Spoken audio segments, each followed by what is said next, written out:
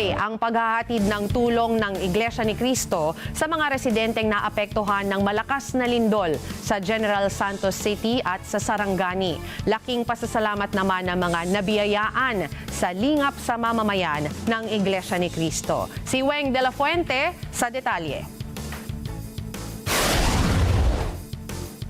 Patuloy pa ring nararanasan ang mga aftershocks sa General Santos City at iba pang bahagi ng Mindanao kasunod ng 7.8 magnitude na lindol na tumama sa rehiyon noong June 8. Kaninang alas 10:05 ng umaga, naramdaman ang nasa 5.5 magnitude na pagyanig.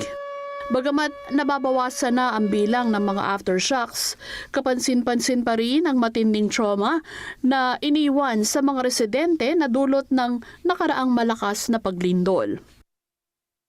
Pero hindi ito naging hadlang para sa paghahatid ng tulong ng Iglesia ni Cristo sa mga residenteng naapektuhan ng pagyanig. Sa atas ng Executive Minister ng Iglesia ni Cristo, ang kapatid na Eduardo V. Manalo, pinangunahan ng Felix Y. Manalo Foundation ang pagsasagawa ng lingap sa mamamayan sa General Santos City.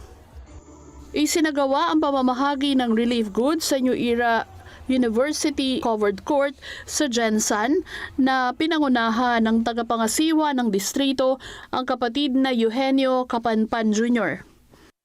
Bukod sa pamamahagi ng relief goods, may mga nakastandby ring mga volunteers mula sa Christian Medical Dental Paramedical Society o CMDPS para sa mga residenteng nangangailangan ng atensyong medikal.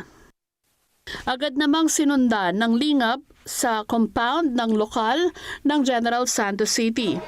Bahagi ito ng pagsisikap na higit na marami pang mga kababayan ang mahatira ng tulong sa panahon ng pangangailangan. Bukod sa Gensan, nagsagawa rin ng lingap sa mamamayan ng Iglesia ni Cristo sa lalawigan ng Sarangani. Karamihan sa mga naapektuhan ay mga pamilyang naninirahan sa coastal areas na nawalan ng tahanan at pansamantalang nanunuluyan sa Maasim Sarangani Evacuation Center. Pangunahing layunin ng paghahatid ng tulong na ibsan ang agarang pangangailangan ng mga naapektuhan ng lindol para sa pagsisimulang bumangon at muling itaguyod ang kanilang pamumuhay. Sa magkahiwalay na venue, maagang pumila ang mga pinagkalooban ng tulong na naging maayos at payapa naman sa kabuuan. Nagpahatid ng malaking pasasalamat ang mga kababayang nahatira ng lingap sa mamamayan. Ako si Weng de la Fuente para sa Mata ng Agila, matatag, matapang, matapat.